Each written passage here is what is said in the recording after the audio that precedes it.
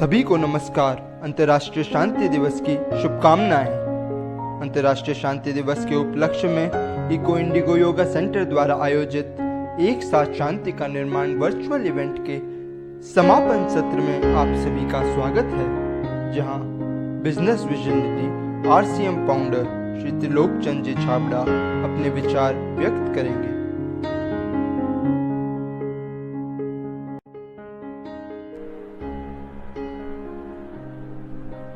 प्रणाम। आज हमारे साथ श्री त्रिलोक चंद जी छाबड़ा आरसीएम फाउंडर हैं। सबसे पहले मैं उनको धन्यवाद देना चाहूँगा कि उन्होंने हमें बहुत कीमती समय दिया और फिर मेरे मन में बहुत सारे प्रश्न हैं शांति से रिलेटेड, वो उनसे मैं पूछूंगा। तो शांति, अंकल ने जीरो से इतनी बड़ी ग्रोथ करी है, आरसीएम फाउंडर है, आरसीएम पूरे इंडिया में एक तरह से स्वदेशी और सबको इंस्पायर कर रहा है, फैला हुआ है। तो इतने बड़े विकास में, आपके जो विकास में शांति का क्या योगदान? जी, बहुत अच्छा प्रश्न है कि इस विकास में शांति का क्या योगदान है। हकीकत ये है कि शांति मतलब मन का संतुलन। तो कोई भी आप कार्य जब करते हैं तो अनेक तरह के उसमें चैलेंजेस भी आते हैं, अनेक तरह के डिसीजंस भी लेने होते हैं, परिस्थितियां भी हर समय हमारे अनुकूल नहीं होती है। तो एक शांत मन उन सारी स्थितियों को फेस कर पाता है और राइट डिसीजन ले पाता है, कठिन समय को भी झेल पाता है और अच्छे समय को भी वो अच्छा सदुपयोग कर पाता है। तो शांति इस सारी यात्रा में बहुत ही इम्पोर्टेंट है।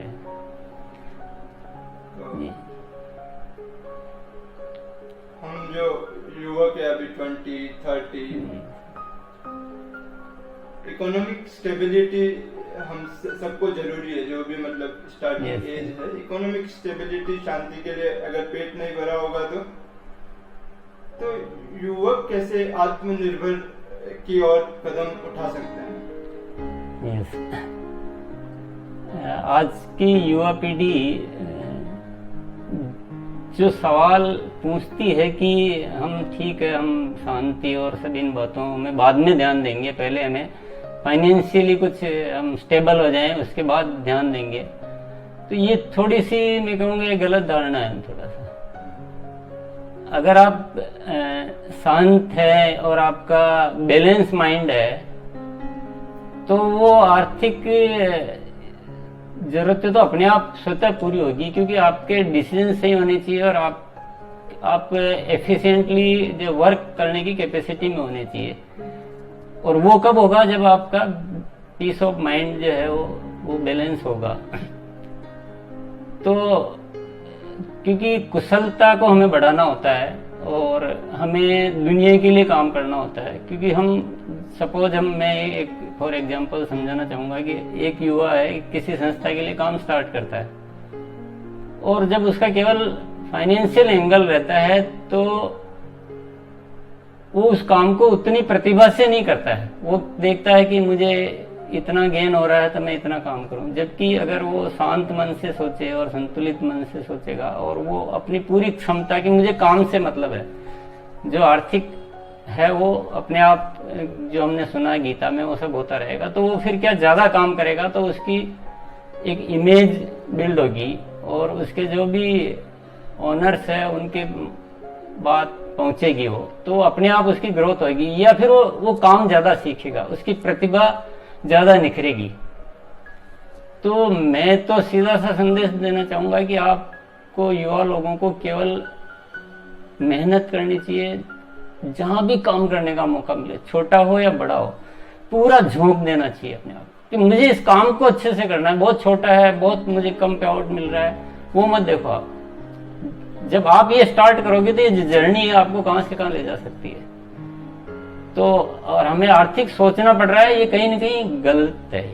आपको सोचने की जरूरत होनी नहीं चाहिए। वो आपको केवल अपना काम सोचना है, अपनी मेहनत के बारे में सोचना और फुल एनर्जी से जितना आप कर सकते हैं जिस काम को एफिशिएंटली, वो करना चाहिए।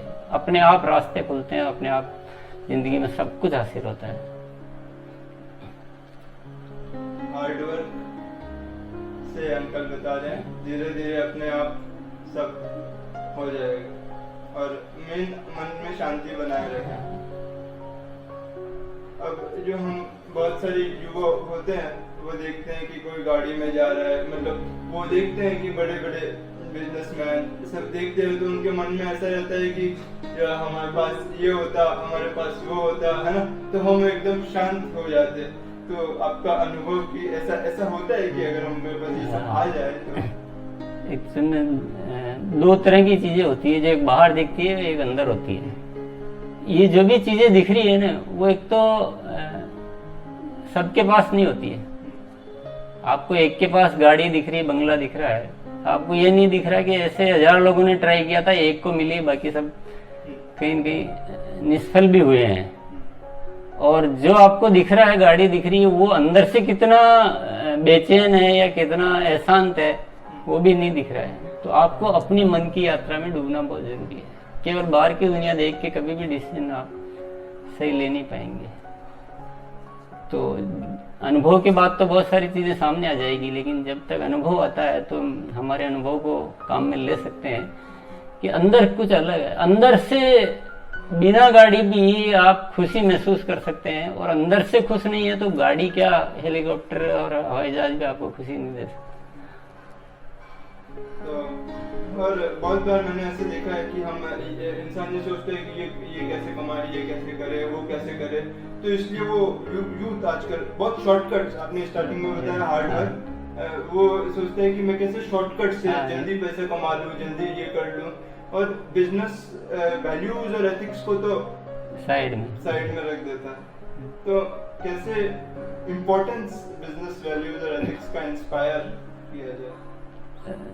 ये शॉर्टकट वाला, जो इंस्टेंट मनी के चक्कर में लोग क्या गलत तरीकों पे आगे बढ़ जाते हैं, तो गलत का परिणाम भी गलत ही होता है। सबसे बड़ी जिंदगी में जो चीज होती है ना, पैसा कहाँ है? पैसा है आपकी रेपुटेशन के अंदर है। आपकी जो इमेज, मार्केट इमेज है, क्रेडिबिलिटी जो है ना, वो पैसे को अट्रैक्ट करती है, और वो खो दिया तो आप लाख प्रयास कर लो, कुछ भी हासिल नहीं होने वाला है। और ये इंस्टेंट मनी और क्विक मनी, ये सब चीजें जो एक धोखा है, बहुत बड़ा धोखा है सोसाइटी के साथ, और तो वो उसके परिणाम कभी भी अच्छे नहीं आते। तो ये इसीलिए वो बार बार वही शांति वाली बात आती है कि जब तक मन शांत नहीं होगा तो राइट डिसीजन हो नहीं पाएंगे। अस्थिर मन क्या कि गलत चीजों के प्रति आकर्षित होता है। और बहुत बार ऐसा भी देखा है कि हम सोचते हैं ये चाहिए, ये आ गया, वो चाहिए, वो आ गया, पर अंदर ऐसा रुकता ही नहीं कि मतलब मन तो और अशांत होता ही जाता है।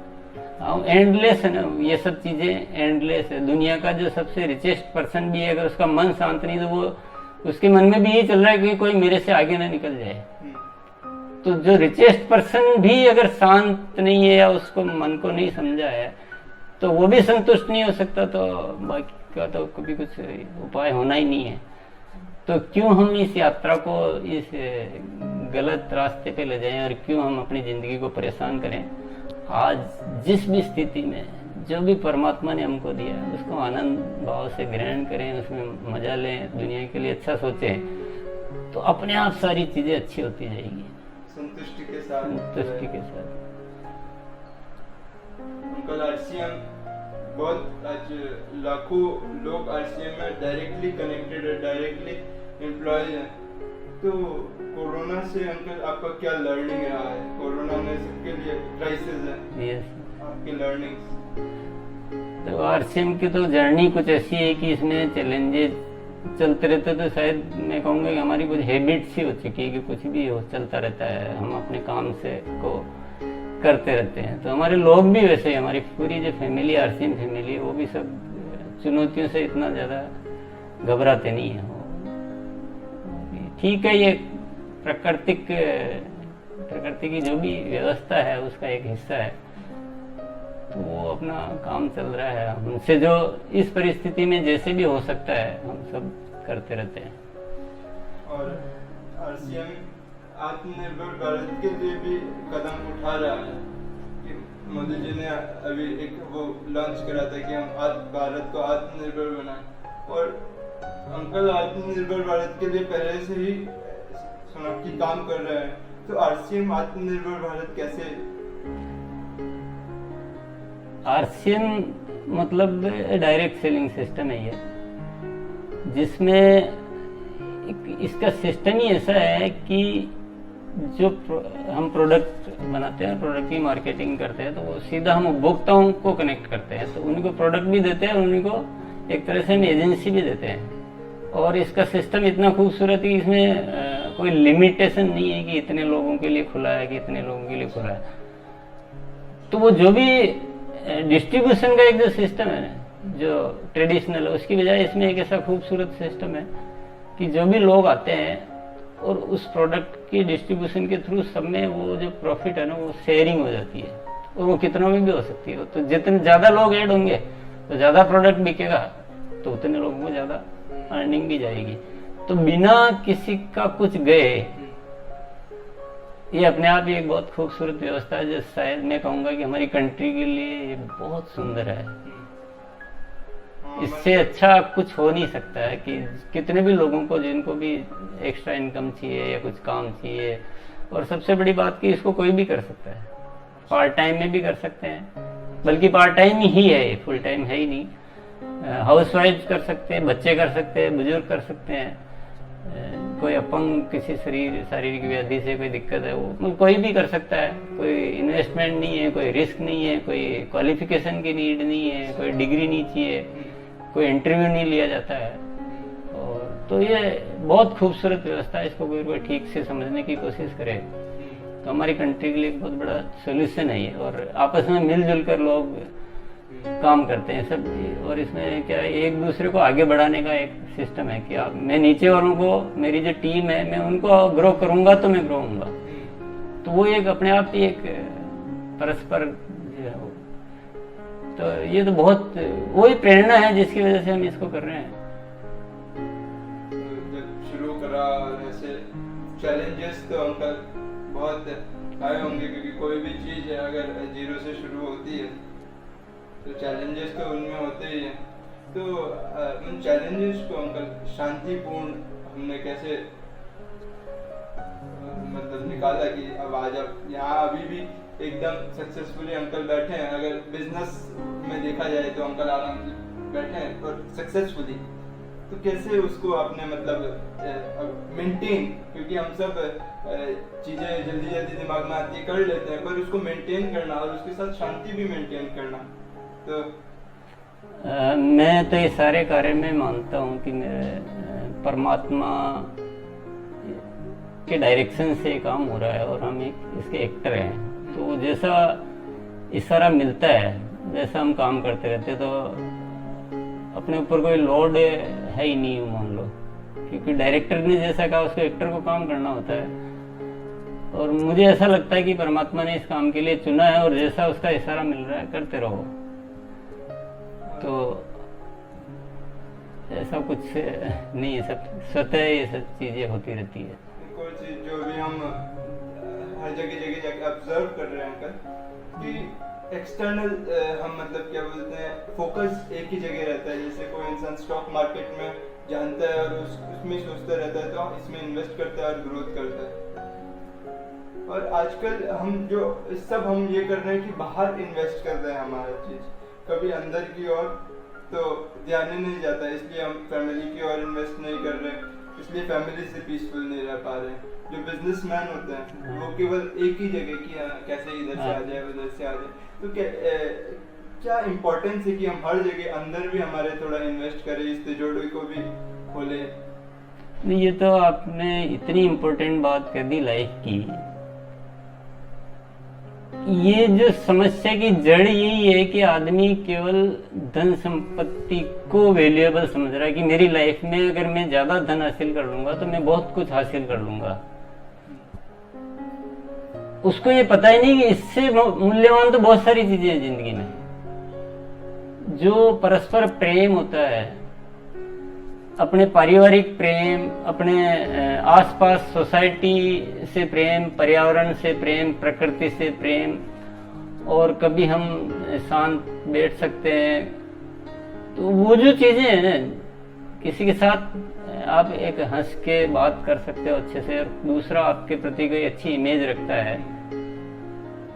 तो अब मैं जैसे फॉर एग्जांपल मेरे पास कोई भी एक संपत्ति है जिसकी मैं वैल्यू मानता हूँ, लेकिन दूसरे लोग मेरे प्रति गलत धारणाएं रखते हैं, तो वो जो वैल्यू है उससे तो बहुत ज्यादा लॉस इधर हो रहा है। लेकिन दूसरा उदाहरण कि वो संपत्ति मेरे पास थोड़ी कम है, लेकिन दूसरे लोग मेरे प्रति अच्छा सोचते हैं, उनकी दुआएं मेरे प्रति, वो मेरे से प्रेम करते हैं, वो जब मुझे मिलते हैं तो इतना आपस में एक खुशी आदान प्रदान होता है, वो उसकी कोई वैल्यू नहीं है क्या? तो लोग उस वैल्यू को भूल चुके हैं। प्रेम जीवन में सबसे ज्यादा मूल्यवान चीज है। और भाई भाई कई बार संपत्ति की बंटवारे के लिए लड़ झगड़ पड़ते हैं, तो वो संपत्ति तो कुछ भी तुच्छ है। वो जो भाइयों का जो प्रेम है वो तो उसके मुकाबले अनमोल है, उसको कहाँ खो रहे हो? तो ये बहुत ही इंपॉर्टेंट सब्जेक्ट है कि लोग जो मूल्यवान है ना, जो अनमोल है, उसको तो गिन ही नहीं रहे, और जो तुच्छ है, जो कोई बहुत ज्यादा इंपॉर्टेंट नहीं है, आदमी को जीवन चलाने के लिए नॉर्मल आवश्यकताएं पूरे करने के साधन चाहिए, इसके अलावा जो भी है वो कुछ बहुत ज्यादा काम नहीं आता, किसी के भी नहीं आया, तो उसको तो हम वैल्यूएबल मानते हैं।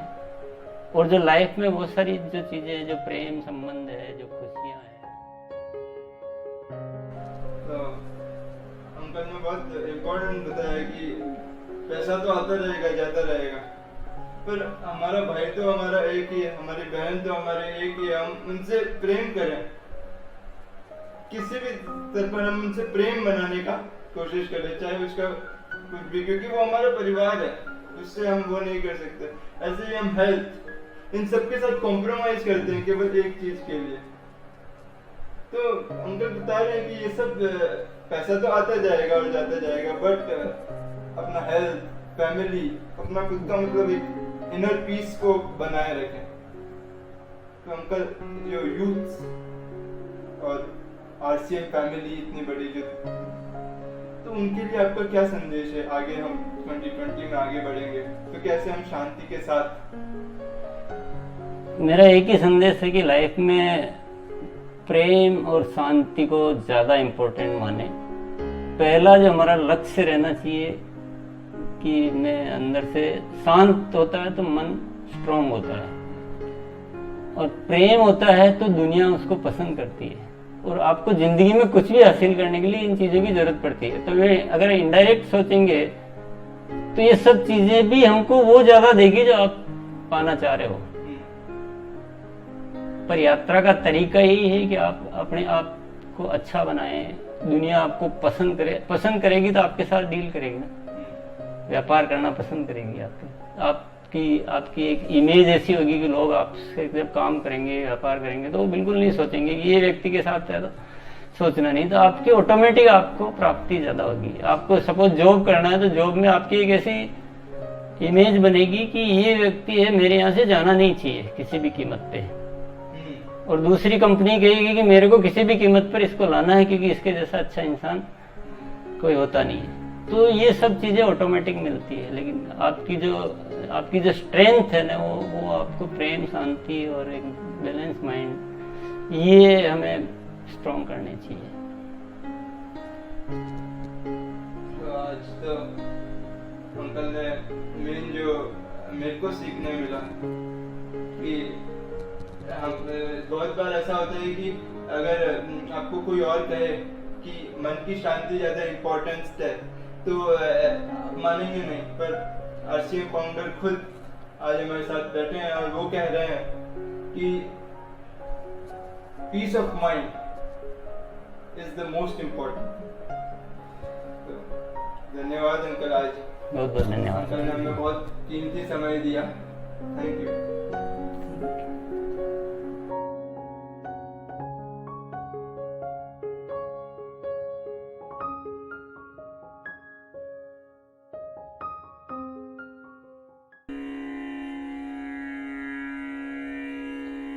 रे ना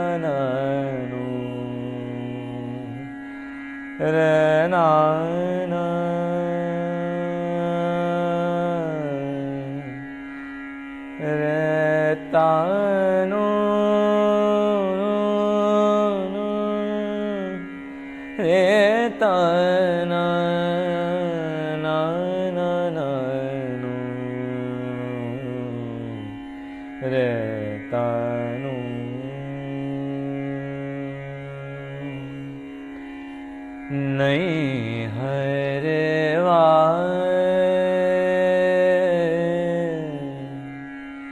नहीं हरवा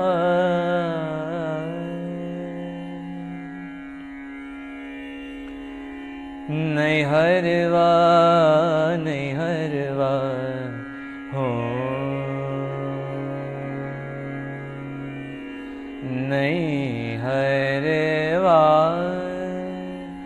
हम का न भावे हम का न भावे नहीं हरवा हो नहीं हरवा नहीं हरवा नहीं हरवा नहीं हरवा हो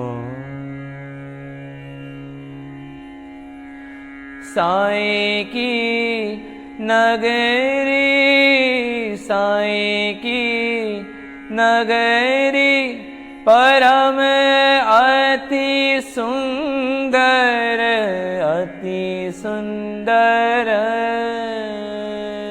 हो जी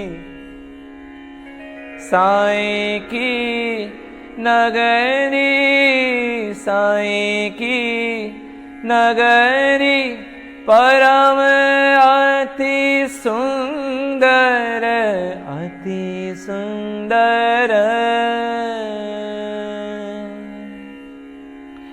जहाँ कोई जाए न आवे हो जहाँ कोई जाए न आवे चांद सूरज जहाँ चांद सूरज जहाँ पवन न पानी पवन न पानी हो जी को संदेश पहुँचावे को संदेश पहुँचावे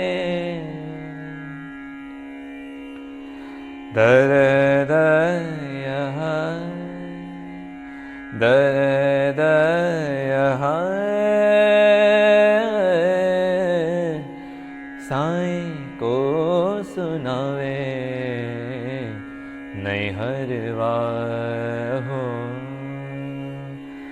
नहीं हरवा नहीं हरवा हो बिन सतगुरु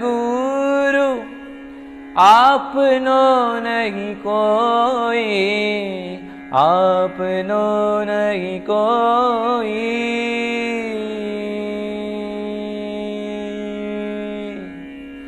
बिन सतगुरु आपनो नहीं कोई आपनो नहीं कोई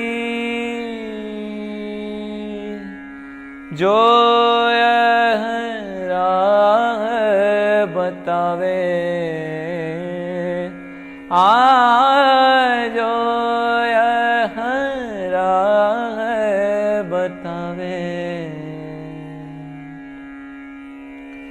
कहते कबीर सुनो भाई साधो, सुनो भाई साधो।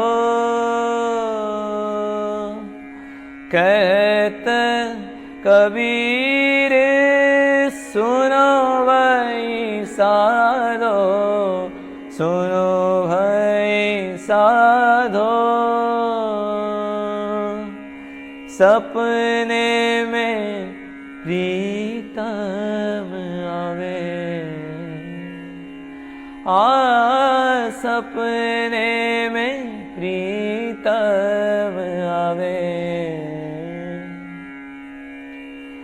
तपन यह, तपन यह जिया की बुझावे। नैहरवा हो,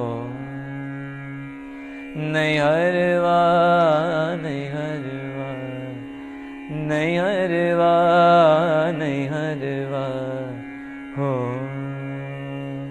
नैहरवा हम का न भावे, हम का न भावे। नैहरवा हो, नैहरवा, नैहरवा, नैहरवा, नैहरवा हो, हो, हो।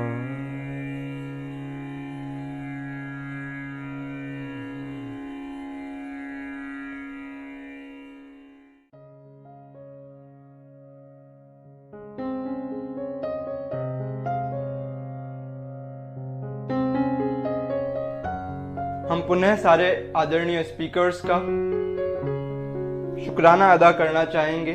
आपने समय, निःशुल्क सेवाएं और सहयोग दिया है। हम सभी दर्शकों का, सारे आउटरीच पार्टनर्स का, भाई विशाल का, भाई योगेश लड्डा का, संगीतकार भाई विवेक शर्मा का व आकांक्षा बहन का आभार व्यक्त करना चाहेंगे। विशेष रूप से पुनः श्री त्रिलोक चंद जी छाबड़ा का हम आभार व्यक्त करना चाहेंगे। आपने इस कार्यक्रम के विस्तार में एक महत्वपूर्ण भूमिका अदा की है और मार्गदर्शन किया है। श्री हंसराज जी चौधरी का आभार व्यक्त करना चाहेंगे। आप इस कार्यक्रम में प्रेरक बने। शुक्रिया।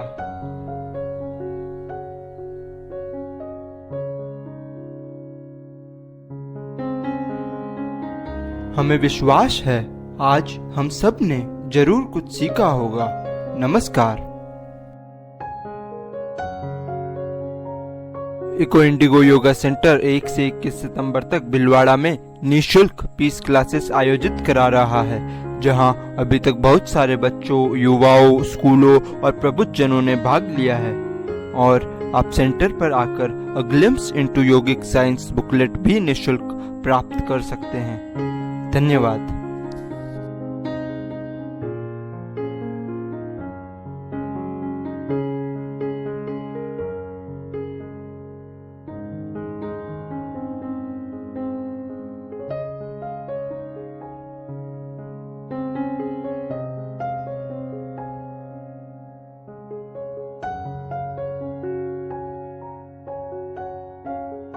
विशेष कार्यक्रम वैश्विक शांति हेतु सामूहिक प्रयास में साथ आएं। शाम 8 बजे।